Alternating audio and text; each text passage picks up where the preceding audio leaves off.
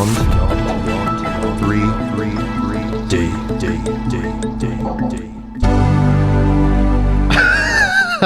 What was that? Welcome everybody to another edition this week of Beyond 3D. How's it going out there, guys? Are you real? It's weird this week again. What the heck is going on here these days? The weather's throwing me off. Everything's throwing me off a little bit. You're throwing me off just being here. Why? I haven't seen you for a little while. Yeah. You're not some hard light energy No. hologram sitting in front of me? No. Actually, I am in a few different places right now, this dimension and a few others, namely the 5th and the 13th, but we won't go there. Matthew's part of Project Bluebeam. Yeah, basically. Nice. Anyway, this week we are going to have an absolutely fantastic time talking about a subject near and dear to our hearts insofar as music and the music industry. We are going to be talking to Mark Devlin, who is a DJ from London and has written a book, a fascinating book on the ins and outs of the music industry, and we're going to discuss that with him this week on Beyond 3D, and I think you'll be in for a treat. This is going to be interesting, and as I said before, it's near and dear to our hearts because everyone out there is into some form of music. Now, I haven't seen you since the purple one passed away. Yes. I'm sorry. Yes, we haven't seen each other since then, but I'll tell you what, that was a big surprise. It was like incomprehensible. Yeah, I was, what? You've got to be kidding me. I found myself accepting it more than I did with Bowie. Right. When Bowie popped, I wasn't ready for it. Mm-hmm. But because Bowie popped before Prince, something in me just went, oh, okay, here we go. A lot of them are leaving the music industry. The Grim Reaper is working a little bit overtime in 2016 as far as the music industry is concerned. Prince, Bowie, Merle Haggard, Natalie Cole, Maurice White from Earth, Wind and Fire. I've got my fingers crossed for Chad Kroeger and Kanye. It happens in threes. Come on. Hey, look, what are you going to do? But I guess we can talk about Kanye when we talk with Mark a little later on, because I'll guarantee you he'll have some interesting information on that whole scenario. I don't want to give Kanye any energy whatsoever, but I'm happy for Mark to donate what he has. Well, that's fair enough. But with Prince, I think we'll all just be able to listen to that music and just see what the artistry was. Did you ever get to see him? I'm still beating myself up over the fact that on 2 occasions I had the opportunity and didn't. Yeah.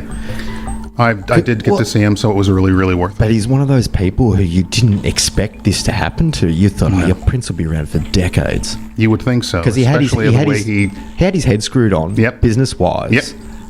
He pretty much showed the record industry where they could go and shove it, didn't Yes, he did. Unlike Michael Jackson, who was a complete kook. Within reason, but we'll talk about that tonight as well, because there's some interesting information going on about that, which I know you're going to find this interesting. You know where my head's at with all No, believe me, you'll find this interesting. Great. Yeah, it'll be a lot of fun. Now, you're going to tell me some interesting story before, and I asked you not to, till we got on here tonight. Oh, it was about Prince, and more than the music industry, what his head was on about, what he really was thinking about. He did go through his fight with the music industry, but he also recognized things like chemtrails. Mm-hmm. He also recognized things like the Illuminati and the New World Order. He was very much opposed to all of those ideologies and was very vocal about the fact that he was opposed to those ideologies. And some people say that might be the reason he took off a little bit early. He also remained close to where he grew up, didn't he? Yes, he did. And didn't buy into the Hollywood. No. Not to say that he wasn't with his own little foibles and quirks and things. Can you say that word again? Foibles. Thank you. And quirks. I can't look at you when you say that. But it literally is very, very interesting what was going on around the music industry and the fact that this is going on this year. It'll be interesting to talk to Mark about it all. Back to Prince again. Yeah. Kevin Smith, director Kevin Smith. Mm-hmm. I watched an interesting doco on an Extras DVD a couple of years ago that Kevin Smith put on one of his Clerks DVDs. Okay. He was hired by Prince to go and live with Prince for a couple of, I think it was to start off as a couple of weeks, and it turned into months. And during that time, he documented everything that Prince does in a day in the life of Prince, right. And it turned over a course of months. And Prince hired him to come do this, and it was going to be turned into a documentary. After countless thousands of hours of footage, Prince shut the project down and went, no, I don't want to do it anymore. Mm-hmm. There's all this footage out there that Kevin Smith is sitting on that he can't use, Right. of Prince, A Day in the Life of Prince. Well, he was a very private person, close entourage, close-knit group. I heard the other day, I think a brother-in-law or something like that said that one of the problems he had at the end was he had been up for about 6 days straight, That's writing memoirs, working on music, and really wasn't sleeping, and that could have been one of the things that led to his demise. There are other stories about the fact that on one of his accounts, Instagram, Twitter, one of those things, he was putting up blank pictures, but there was no picture there. It was just a white background. And under the last one he put up a couple of days before, he said, "Just when you thought you were safe," was the caption of it. interesting. Yeah. But then again, you could interpret that anyway. In a lot of different ways. In a lot of different ways. So he was a musician's musician. As far as I've said this before, and I'll say it again, I have seen Jimmy Page, I have seen Eddie Van Halen, I have seen Al Di Meola, I have seen, name a guitarist that is known as an absolute virtuoso on the instrument, Robert Fripp, all of them. I have seen them all. The best live guitar solo I ever saw in life. Billy Ray Cyrus? Yeah, thanks. Yeah, Stevie Ray Vaughan, maybe, but no. Literally was Prince. To the point where everybody was like, "You've got to be kidding me." How amazing the man could play that instrument. It was just a sight to behold. 27 instruments too. Over. Oh, yeah. So 20. it was a one-man band, and that's the way it was. So that will be missed in the industry, but I don't think I think a few industry executives won't miss him. Enya can play over 27 instruments. Yeah, called looping? No. How? No, Enya, I'm saying. Yeah, The vocals, looping. No, looping, I'm looping. saying actual instruments. She can play over 27 instruments. What? What do you mean? All of them? What? Bass guitar, regular guitar, I don't mandolin, mandocello. Not that big of a fan freak that I document what instruments, but Yeah. Well, and if musicians like that, what it comes from, to me, from the esoteric aspect of it, the vibration comes from source. It comes through them, and they can interpret it in many different ways. well, you just turned around and said that Prince was up for how many days straight, allegedly? 6. 6 days straight. So obviously he was very, very tapped into source and trying to get that creativity out and down and documented. I did hear that he has in his back catalogue enough A-grade material Right. to release one album every year to the end of the century. That's probably not. I probably would agree with that. Yeah. That's not surprising. And there's also talk that the whole lot's going to be burnt. Because that was Well, allegedly... how fast did they cremate him? Yeah, well, yeah. If that's what they want to do, that's what they're going to do. Again, let's just say, we're all speculating on hearsay evidence. We're getting fed what we can find on the internet. Yeah. Who's to say he hasn't just disappeared? Anything is possible. I always suspect a person has disappeared when a body is cremated quickly. Mm-hmm. He didn't have a disease that was contagious, so there was no need to cremate him as quickly as possible, as what happened, unless the family wanted to do that to grieve and start that process as fast as they could. Well, they're saying it's for religious reasons. And Because he was a JW, wasn't he? Yes, he was. And the only other religion I know of that would say something along that line is the Jewish faith, where you have to be buried within 24 hours of dying. And that happens a lot, so I know they can do it quickly, but it's... Hang on, I'm not criticising that. I just want to understand the logistics around it. Yeah. So how does the body know? Well, I don't agree with it. What I know from my studies is the body, you were supposed to allow certain things to happen in the body so that the consciousness of the body can leave properly. If something is done too quickly, it can be to the detriment of the soul, in my opinion. Okay. As far as Jehovah Witnesses are concerned, I don't believe they don't believe in souls. So it's not an issue. They believe once you're gone, and it's up to God to resurrect you when God sees fit. I personally don't agree with that. Therefore, I've worked in an office environment before when everyone's bucking for a parole. That wouldn't be a great place to be. No. Hello, God, remember me? I did something good for you about 46 years ago. Yeah, I firmly believe, being that he was connected to Source, let's get into the esoterics of it all. There are 3 permanent seeds in the body. One is located in the solar plexus, one is located in the heart, the other one is located in the pineal gland in the brain. What has to happen is all of those seeds have to detach. In the spiritual sciences, they say there is a silver cord, and they're all attached to the silver cord, and then it goes up to the soul, into the monad, etc. The first seed to detach is going to be at the solar plexus, the clearinghouse. The second seed to detach is going to be at the pineal gland in the brain. The last seed to detach is in the heart. It takes at least a period of 24 hours for the body to process all of that and for those seeds to detach. And a clairvoyant can scan a body and tell whether or not the permanent seeds have left the body, and therefore once that happens, the body is spiritually officially used up, and a cremation can take place. So what do you believe would have happened to Prince when they cremated him as fast as they did? All those things you were just talking about, the processes, what leaves the body, what do you envisage, Matt, would have happened when a body's cremated that fast and it doesn't have the chance to break down like that and for those seeds to leave? It can cause problems in the so-called afterlife. Okay. I don't know. I'm trying to think of the time frame. If he died on a Friday morning at 10 something or other, 10 o'clock, that's when they found him at least. They'll have to come up with a time of death. They might be able to do that post-mortem, but that information won't be available for a few weeks.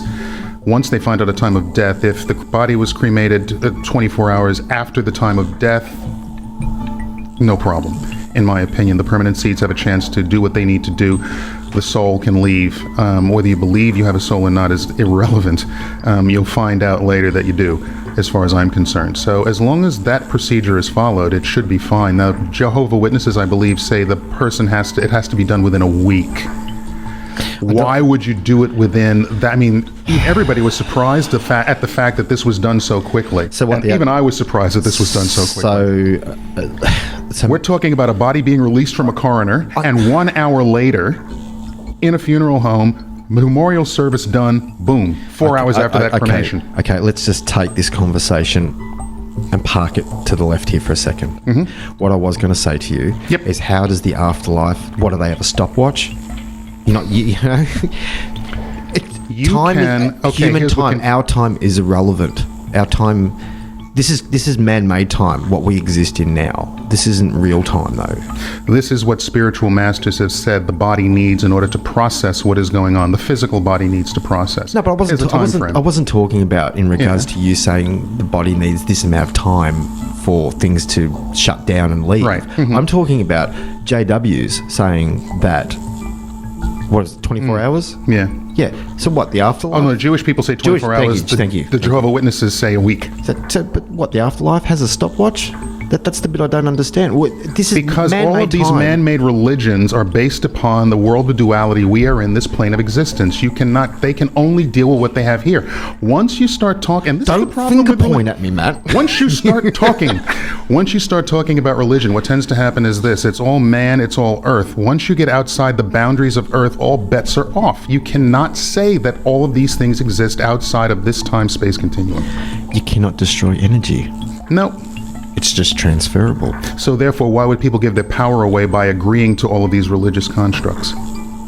Because people need to be told what to do. Basically. To feel safe. Yeah, I guess that's true. And we're talking about people, obviously, who are not confident in who they are. When it comes to being, so I've just watched you just then go, oh, haven't thought about that. You just mentally touched on something then, didn't you? Share. When you said that, what came through to me was this: if you were a person who is that attached to source, yes, a musical source, yes, this thing doesn't matter. This physical body I'm pointing at right now is meaningless to you, because what if he received a message of some celestial music that he had to be able to process through him, and in order for that to happen, his body would internally combust? Yes. Yeah. Yep. But that's the only way he could get that energy in and understand what was going on. Anything is possible here. So if you are that attached to source, it's beyond religion or anything like that. Most of it is anyway. So therefore, I would say that, look, for a person like that, it could be Prince, it could be a David Bowie, it could be anyone that has any kind of artistic talent. And with music, it's very important, and we'll talk about this with Mark as well. It's all about vibration. The world is made up of vibration. The universe is vibratory. Therefore, when you have a person who is that connected to the source of vibratory messages, then they can bring that stuff through themselves to the people of this planet. Very, very powerful beings. When we talk to Mark, he will obviously bring up, well, I'm assuming he'll bring up names of artists. Yep. Okay. I also know that the artists that he is going to bring up aren't tapped into source. I agree with you. Okay. So we're talking about... Sorry, we're just waving to Michael. Goodbye, Mr. Seuss. Apologise, listeners. These people are manufactured. Yep. They're manufactured, and they manufacture themselves, so they become business entities on their own. Mm-hmm. When we say an artist is tapped into source, we're talking about the greats, and there are still some who are the greats, who are alive today. Mm-hmm. These people don't get others to write their music for them. Nope. They write music for themselves and write music for others. Yeah. Okay. So the people that I'm referring to are the manufacturers. They're the Jay-Z's, they're the Drakes, P. Diddy's and all that kind of P. Diddy's. All that stuff, yeah. That is a machine. That is marketing. Puff Daddy. Yeah, whatever. Kayne. P. Diddy, yeah, all those guys. That's marketing more than anything else as far as I'm concerned. But right now, the world is listening to that marketing. And everyone now is really having a great time talking about a certain female singer who put out a video, and that video showed her negatively talking about men, negatively talking about the police, talking about kids getting up there and revolting against establishment and authority, and it has caused a big stink. Who was it? Beyonce. Really? Wow. But I think our guest will be able to tell us a little bit about her and her husband as well, and the things that they're into that many people might not know they're into. So it'll be an interesting show tonight. But as far as Prince is concerned, that to me was a person who was tapped into source as a musician. A person like Pat Metheny is tapped into source as a musician. Nice choice. Yeah, I love the guy. He's just a fantastic guitar player, jazz guitar player. And quite frankly, I think if you were to talk to him, you would find, as far as religion is concerned, he would just go, yeah. He's not into that as much as most people would think. And he's this is another person who writes all of his own music. He also writes for others. He listens to other musicians, and that inspires him, and he says, this would work well for you, and writes pieces for them as well. There are a lot of musicians out there like that, and a lot of them are nameless, and a lot of them are all around the world. They're in the South America, they're in the African continent, they're in the Indian subcontinent, they're all over Asia, and they have studied music, they have studied vibration, they have studied meditation, and they are connected to that source. That's all you can basically say. Tonight we are going to delve into more of the marketing aspect of music, I think. I was going to talk then, but I was sitting there looking at you taking it all in. This is with music and me, it's very, very important. It's important for every one of us. And so we have to really look at what these people are putting out there energetically. We could, if we wanted to, bring this around to Dr. Emoto and his work with Messages in the Water, and when he played music. Yes, I remember you telling me with the water about crystals, yes. And the fact that he plays a piece of Mozart music and it has a certain effect and makes a beautiful water crystal, and he plays a piece of Metallica and it looks totally like it just came up from the bowels of hell. All this kind of stuff we can get into. Words are very powerful. He puts words along with in the test tubes with the crystals, and depending on love, hate, different things like that, and it forms certain crystals. I was just going to say to you that experiment I watched a little while ago in that sabbatical that we've had the last couple of weeks. We've been passing each other a container of boiled rice.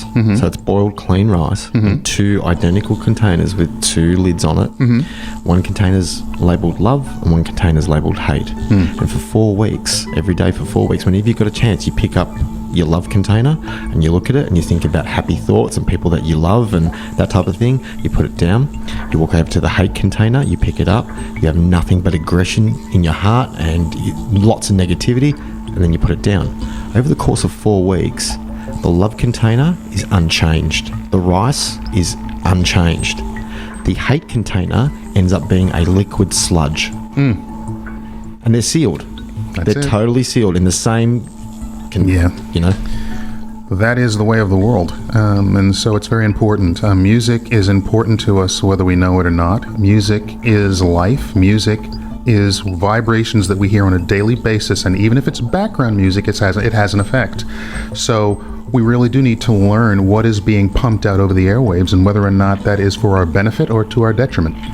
I listened to a Kanye song a little while ago, and the entire song was him saying that he had no friends, no good friends that he could trust, and it was negativity. And this song is popular, and I'm thinking, how is this possible? Is there that many people out there that are so switched off and absorbing what they're being fed?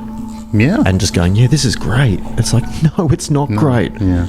I grew up in the 80s when songs were all about love or things that went wrong or something happy or a poetry. You know, there's just none of that anymore. It's just, I sound like an old man when I say that. But I want to, you know, like true. Taylor Swift will put out a song every now and again, and it's awesome because she'll tell a story in it.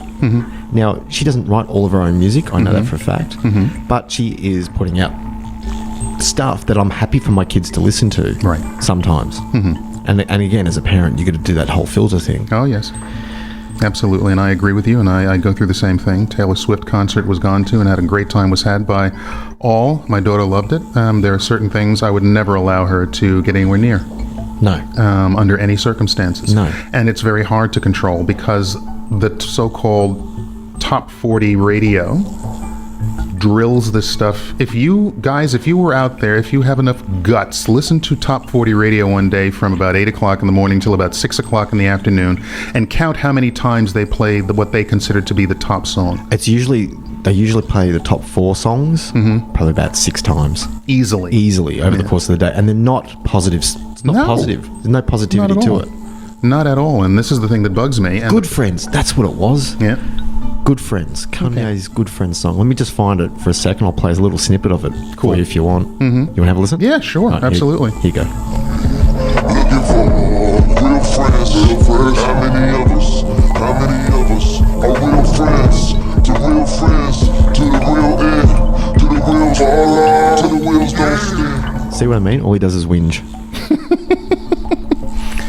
This is the way of some people, and there are some people out there that will conspiracy theory this and say it's an Illuminati plot, it's a Luciferian plot, it's a plot to keep the people dumbed down, and in a sense it probably is. Why must it be so negative? You can't sing about happiness? It's I look at it the big picture. Okay, the big picture. People will more than likely go along with what the government tells them to do when they're tired. Yeah, listen to me. My voice changes every week depending on how tired I am. Right. If somebody's tired, they're less likely to resist. Understood. If somebody is overwhelmed with consistent negativity, then they're not feeling positive, therefore they're tired.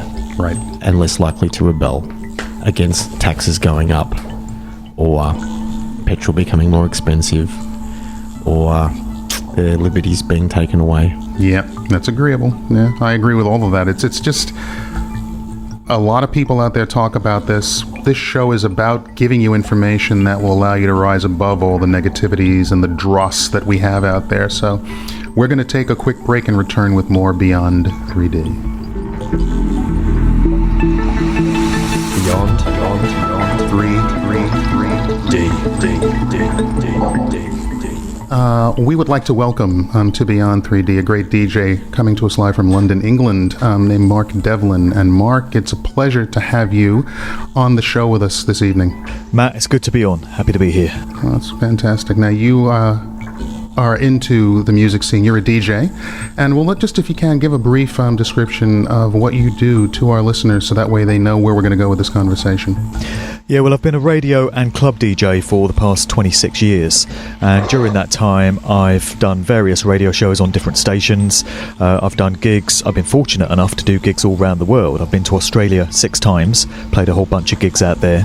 Never been to Perth, I never actually made it, but I've done Sydney and Melbourne and Gold Coast and Brisbane, places like that, and many other countries, so I had a pretty good innings. I still do DJ, but to a much lesser degree than I used to, because my life has changed a lot in the last 5 years, and I'm doing a whole load of stuff now which I never imagined I would be. And if you told me 10 years ago that right now I would be doing public talks and radio shows and podcasts and putting out books on the sort of subject area that I am, I would never have believed you. I'd have thought you were on drugs or something. But here I am doing it, and I've been following a very different path since 2010, which is the year where I underwent what I refer to as a conscious awakening, and that was me coming to an understanding of the fact that this world is actually nothing like what we've spent our entire lives being programmed and conditioned to believe that it is. And there's some very different stuff going on beneath the glossy surface when you really get down to it. And if you're someone that is vigilant and committed enough to do the research, then you can get to the bottom of what's really going on, who's really controlling things, what the agenda is, and what things like the entertainment industry are really being used for. I've got this quote on the back cover of the book, which starts off saying, "To most people, the music industry represents a fun and harmless method of entertainment. But when you get beneath the surface, you discover, there's some very nefarious, malevolent things going on." I'm paraphrasing, but that's on the back cover of the book. And that pretty much sums up what I'm now into and the type of information that I'm now putting across. So it is a bit different. I'll tell you what, it's a subject that's near and dear to our hearts. I'll give you a little brief background of myself. I'm a musician as well. And my grandfather was in Cab Calloway and Duke Ellington's bands back in the 30s and the 40s. And a lot of these guys were Freemasons. And so there was a lot going on with them as well. I think it was more a gentleman's club back then. There were many different levels of the Masonic orders. But music in general, going back even to those times, was very well controlled by certain entities. And when I went over your book, you cover the music that you love, because I believe you, as a DJ, you did love rap music, and I know you've heard that you were totally into rap music and that whole scene. Is that correct? Yeah, I'm mainly known, or have been known, as a hip-hop DJ, or hip-hop and R&B, black music generally. So I've got into soul, funk, reggae, dancehall, soulful house, garage, all those different spin-offs. But first and foremost, I've been a hip-hop DJ. That's the stuff that I've played on the radio. That's what I'm known for playing in the clubs.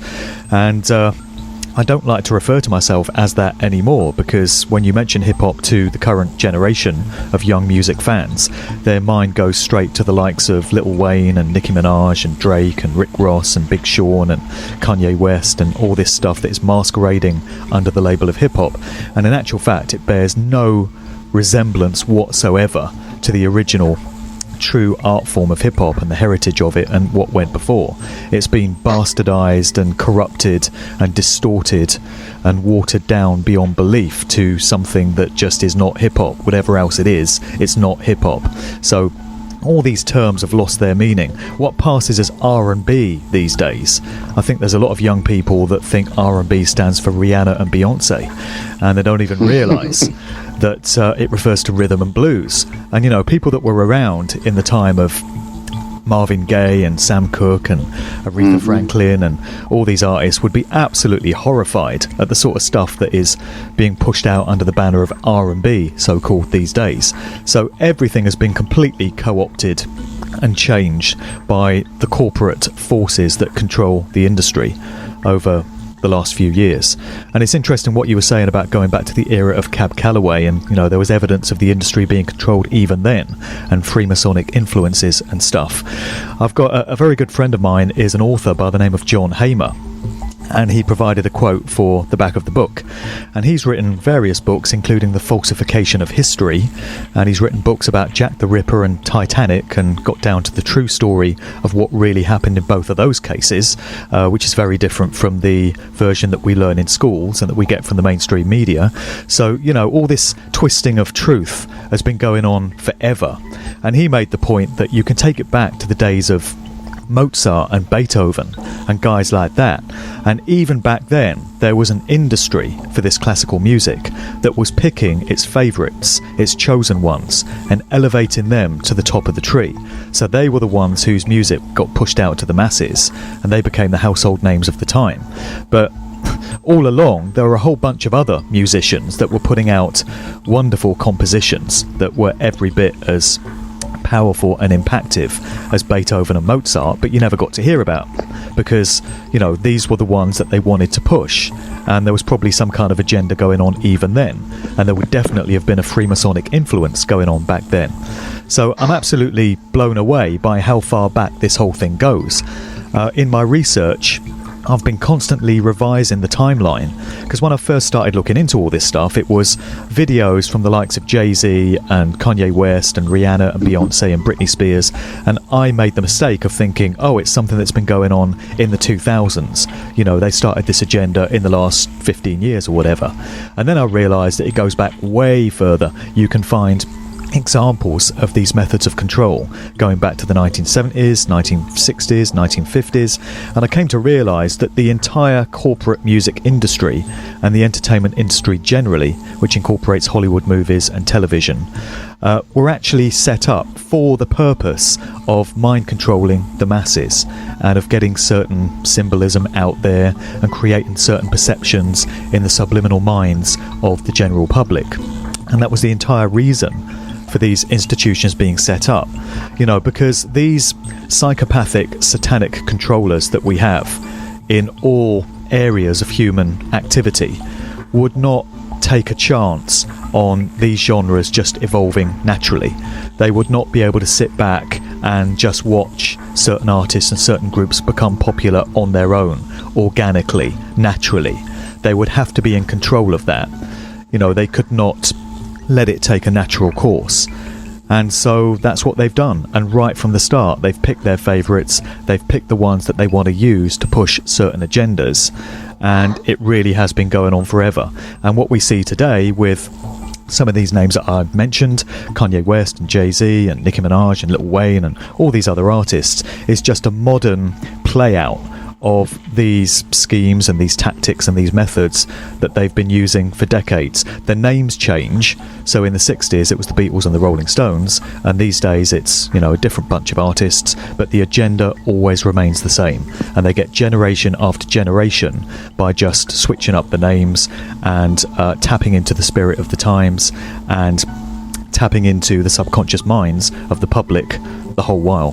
Mark, I was looking at some Jay-Z clips the other day, and he pretty much throws it out there in your face that he holds up the all-seeing eye symbol when he does that with his hands with the pyramid.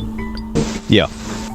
It's blatantly out there, and the impression I get from that whole, you mentioned it as a hip-hop scene, which it's no longer a hip-hop scene anymore.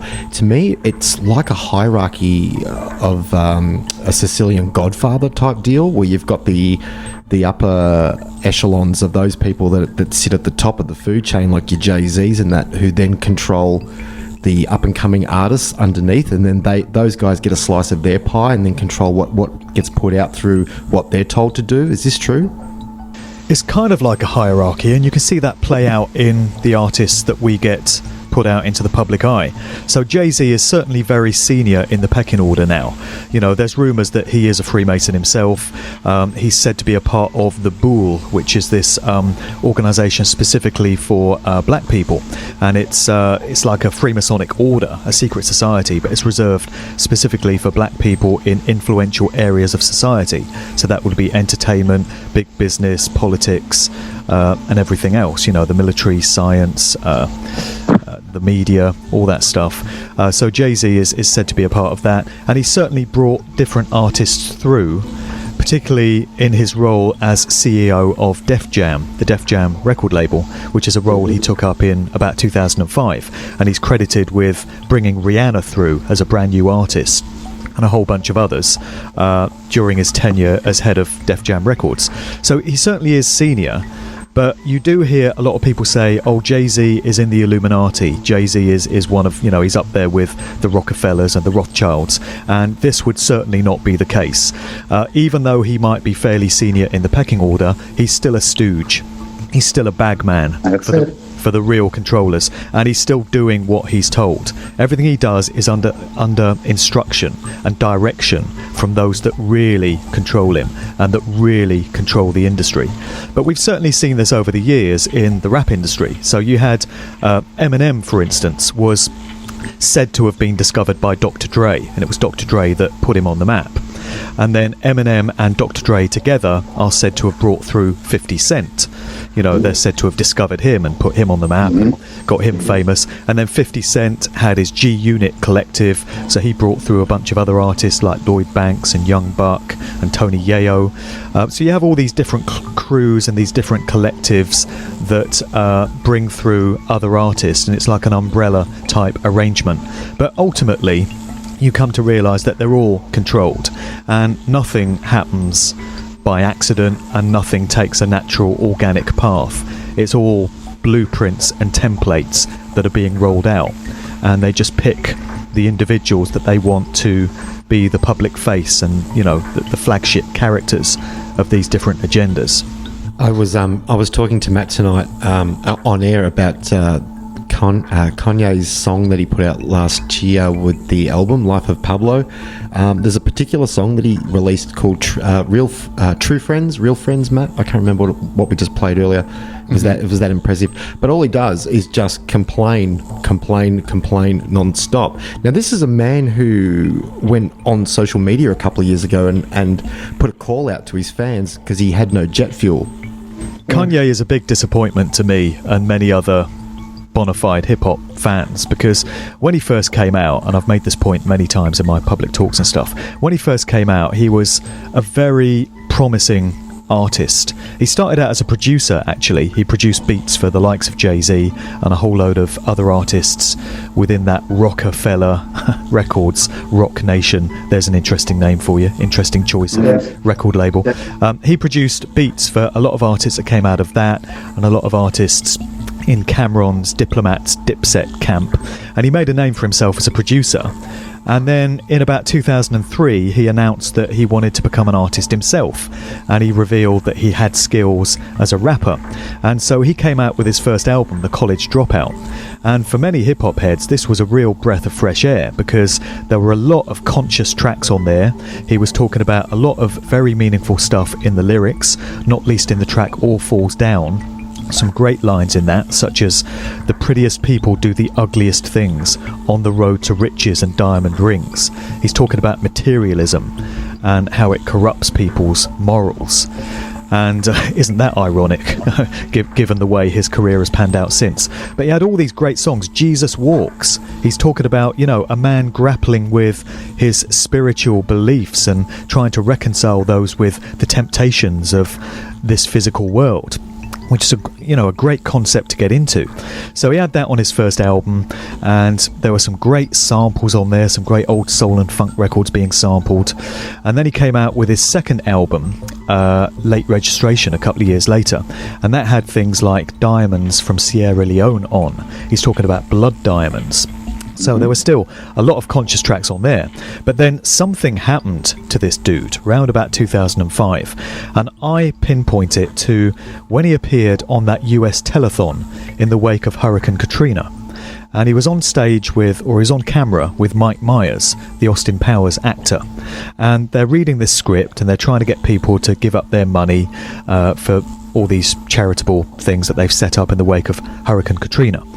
And Kanye, at this key moment, goes off script, and totally spontaneously he says George Bush doesn't care about black people, because Hurricane Katrina particularly hit the city of New Orleans really harshly, and you know that there was a big black population down there that evidently were not getting the aid that they needed, and they just weren't being supported and weren't being given what was necessary, and a lot of people placed the blame at the door of George Bush.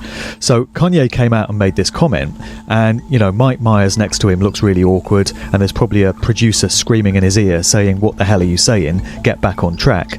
And it seems to me that from that point onward, Kanye's career changed, and you got to wonder whether he started to receive directions and instructions at that point in his career to start changing his music and start corrupting it and start talking about some different kind of things. Because from that point on, gone was any semblance of any meaningful, conscious music. The beats started to change. He came out about 3 years after that with his god-awful album 808s and Heartbreak, which was done entirely in auto-tune, which I absolutely despise and loathe with a vengeance. You know, it's this software plug-in which makes a human voice sound like a goddamn robot, and it's become very, very fashionable within hip-hop, and reggae dancehall now as well has picked up on auto-tune, and it's horrific, and nobody you speak to likes it, and especially musicians, but it's all over the bloody place. And Kanye came out with an entire album with this stuff, and he was one of the pioneers of this technique, if you want to call it that. And there was a lot of dark things that started happening in his life around that time.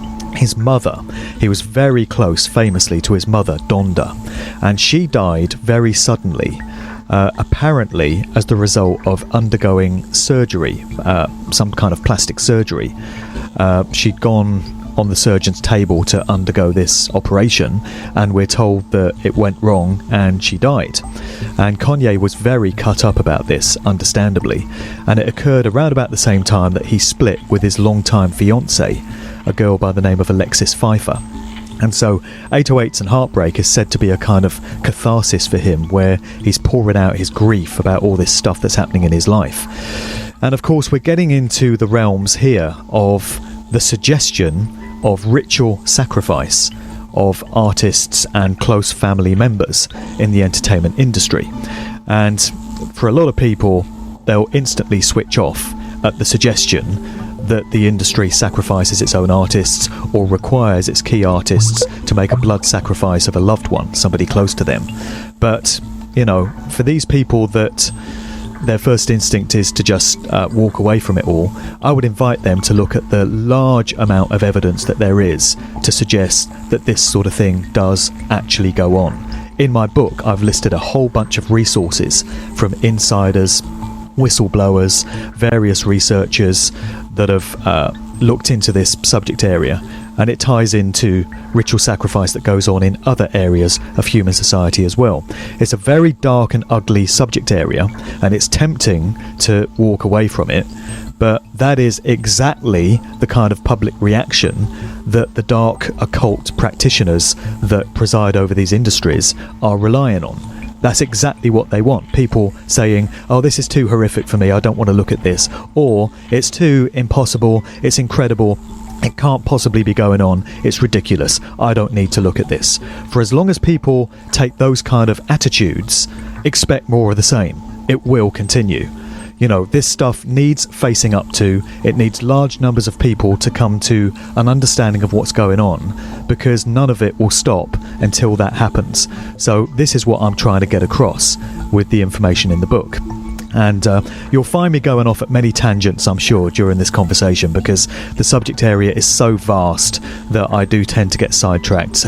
I know we were talking about Kanye, but it all ties together. Ultimately, all these different subject areas are connected, and there's a massive, big jigsaw puzzle at the end of it that I would invite people to take a look at. Well, Mark, I'll tell you something. It's interesting, when you were talking about Kanye West, the first thing that came to mind when you were talking was the fact that he had been co-opted in some way. You say something about the President of the United States and what he is not doing, and they say, we got you now. This is now what you're going to do to make amends, and if you don't do this, this is going to happen. I think this has happened to him in that instance, and I think this has happened to many people in the music industry. They get them to a certain point where they can control them, and then they can use threats. They can use all different kinds of means to get them to do their bidding and start to really program the masses. So what we're going to do, Mark, is we're going to have to hold you over for another show, because we have to get into the meat and potatoes of this, the meat and all the bones of this. It's very, very important. Mark, when we get you back next week, can we delve right into the recent news about Prince? Sure, we can go anywhere you want to go with all this. Sounds great, mate. Thank you very much for your time today on Beyond 3D. We really appreciate it. Just because you haven't experienced it doesn't mean it doesn't exist.